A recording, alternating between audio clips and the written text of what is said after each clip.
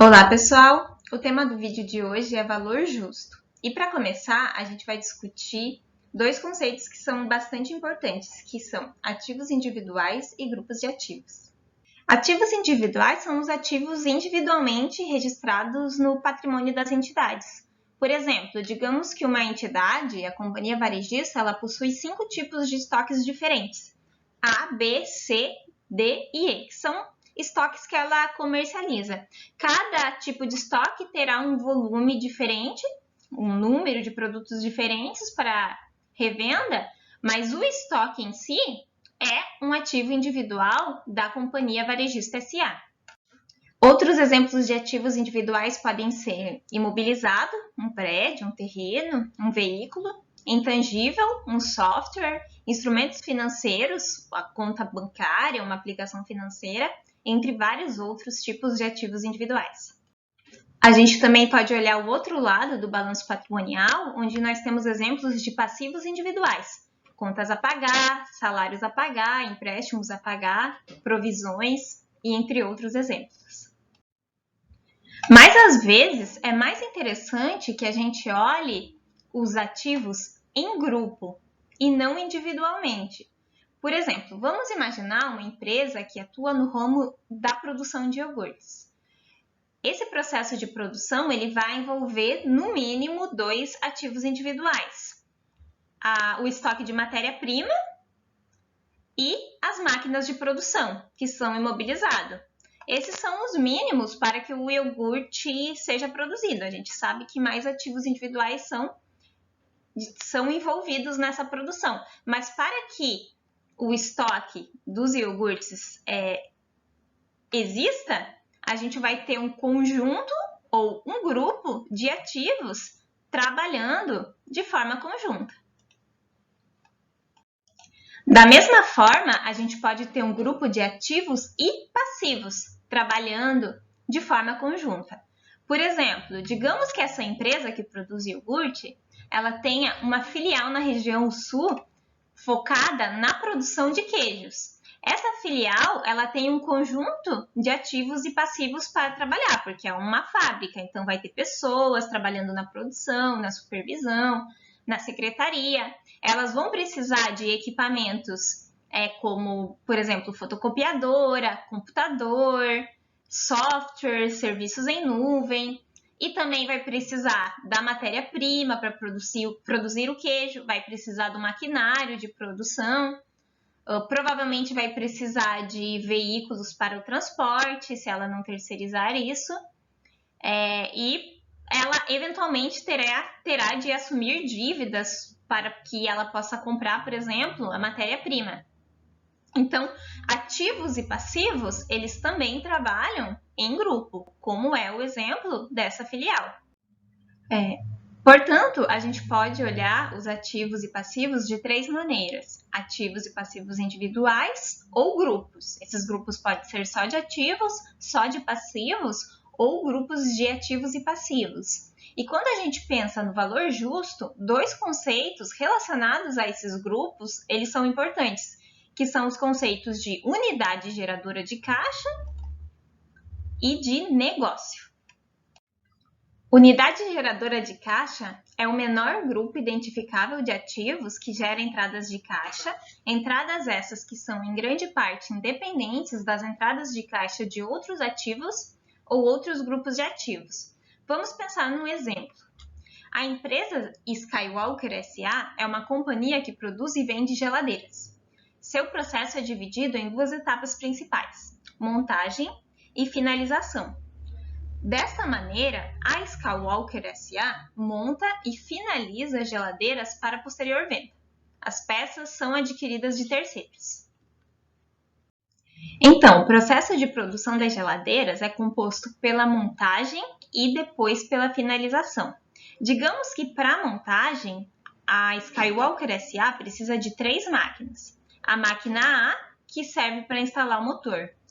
A máquina B faz a instalação das peças internas e a máquina C faz a instalação das peças externas. Depois do processo que passa por essas 3 máquinas, os a mercadoria em andamento, ela passa para o processo de finalização. E para a finalização, são necessárias duas máquinas, a máquina D e a máquina E. A máquina D faz a pintura e a máquina E o acabamento das geladeiras.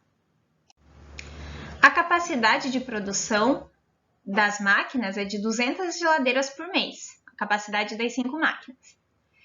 Para a geladeira ficar pronta e passível de venda, ou seja, para que o seu custo de produção se converta em estoques, todas as máquinas são indispensáveis. Então, a gente tem duas etapas que precisam dessas 5 máquinas e todas elas são indispensáveis. Afinal, cada máquina possui uma atividade específica para montar a geladeira. Então, o conjunto dessas 5 máquinas ele pode ser considerado uma unidade geradora de caixa da companhia Skywalker. Você consegue entender o motivo? Antes, vamos retomar o conceito de unidade geradora de caixa, que a gente também pode chamar de UGC. Unidade geradora de caixa é o menor grupo identificável de ativos que gera entradas de caixa. E essas entradas são, em grande parte, independentes de outras entradas de caixa que a entidade tenha. Se a gente olhar esse processo de produção, ele precisa de 5 máquinas para produzir a geladeira. E as 5 máquinas juntas são necessárias para que a geladeira seja produzida. Não adianta que a entidade ela tenha 3 ou 4 dessas 5 máquinas. Para que as geladeiras sejam produzidas, são necessárias as 5 máquinas e que as 5 máquinas estejam trabalhando em suas condições normais. Agora, vamos supor que o preço unitário de venda de cada geladeira seja de R$2.000. Em determinado mês, a Skywalker produziu a sua capacidade máxima, que é de 200 geladeiras por mês. A companhia espera, portanto, que essa unidade geradora de caixa ela gere entradas de caixa de quantos? R$2.000 vezes 200 geladeiras, R$400.000. Então, o que a gente deduz daqui? Que a Skywalker S.A. ela consegue identificar que esse grupo, máquinas mais as peças, consegue gerar caixa e equivalentes de caixa.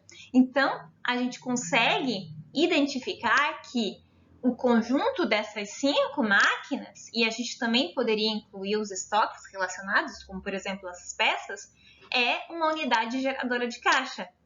Observe que se a gente extraísse só uma das máquinas, por exemplo, a máquina A, que é a máquina necessária da montagem, a máquina A sozinha ela não produz caixa. Por quê? Porque ela sozinha não é capaz de produzir a geladeira e a venda da geladeira gera caixa. Agora, o conjunto dessas máquinas com as peças consegue sozinho, isoladamente, produzir caixa e a Skywalker consegue estimar o quanto de caixa vai ser produzido, fazendo uma estimativa com base no preço de venda das geladeiras. Portanto, o conjunto dessas 5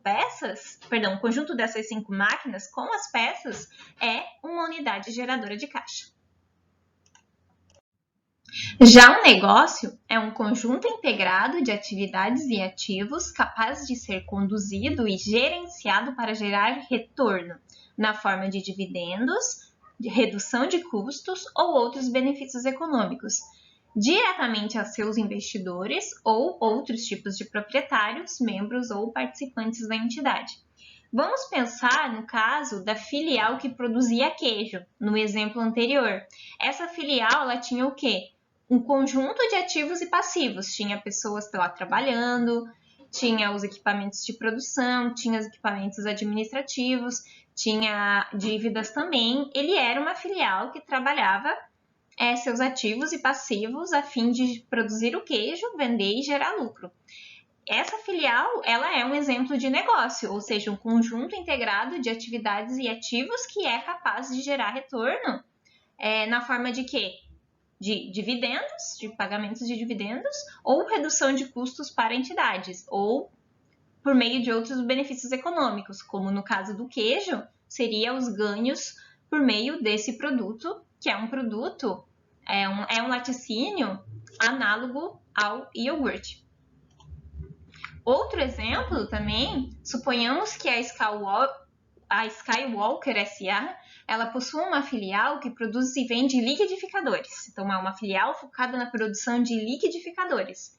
Essa filial ela também vai ter que ter um conjunto de ativos e passivos e atividades para que esses liquidificadores sejam produzidos. Então, essa filial ela pode ser considerada um negócio da Skywalker. Pensando num exemplo mais real, vamos olhar o caso da Petrobras, essa empresa gigante do Brasil. A Petrobras ela possui ativos individuais, como por exemplo um veículo, mas ela também possui grupos de ativos, grupos esses que trabalham em conjunto para gerar caixa para a Petrobras. Um exemplo pode ser uma plataforma de petróleo. Uma plataforma é um conjunto que conta com vários ativos para que a Petrobras consiga fazer a extração de petróleo. E uma UGC, aqui uma plataforma dessa, ela pode ser identificada como uma UGC, porque a Petrobras ela pode conseguir ser capaz de estimar o quanto de caixa ela vai obter com o petróleo que vai ser extraído em cada uma de suas plataformas. A Petrobras ela também possui um conjunto de empresas controladas ou filiais. Uma delas, por exemplo, é a Transpetro. A Transpetro ela é responsável pelo transporte e logística na indústria de óleo e gás. E ela pode ser considerada um negócio da Petrobras, então um negócio específico dentro do grupo econômico da Petrobras. Mas por que esses conceitos são importantes no contexto do valor justo? Porque, às vezes, a gente vai precisar estimar o valor justo de um ativo individual. Mas, às vezes, não tem necessidade de estimar o valor justo de um ativo individual, mas de um grupo de ativos e passivos, como uma unidade geradora de caixa, uma UGC, ou um negócio. Vamos pensar no exemplo da entidade que produz iogurte e que tem uma filial que produz queijo. Se a gente tivesse que estimar o valor justo de cada um de todos os ativos dentro dessa filial, isso seria bastante trabalhoso. Vamos pensar, essa filial ela tem o quê? Ela vai ter máquinas de produção, ela já vai ter estoques prontos, ela vai ter estoques em andamento, ela vai ter passivos, eventualmente ela pode ter intangíveis, ela pode ter uma série, um conjunto gigante de imobilizado, e cada um desses teria-se que estimar o valor justo separadamente. Isso seria bastante custoso e bastante trabalhoso. Dependendo do objetivo, é muito mais fácil e muito mais objetivo estimar o valor justo da filial, porque a filial como um todo, ela possivelmente possui um valor de mercado, porque possui interessados em adquirir essa filial. Então, às vezes, a gente precisa mensurar o valor justo de um ativo individual, mas, às vezes, a gente precisa ou é mais conveniente mensurar o valor justo de uma unidade geradora de caixa ou de um negócio, ou seja, de um grupo de ativos ou um grupo de ativos e passivos. Vai depender do cenário e vai depender do conceito, do contexto que a gente estiver observando, mas por isso que conhecer e entender esses conceitos, ele é importante. Muito obrigada e nos vemos no próximo vídeo.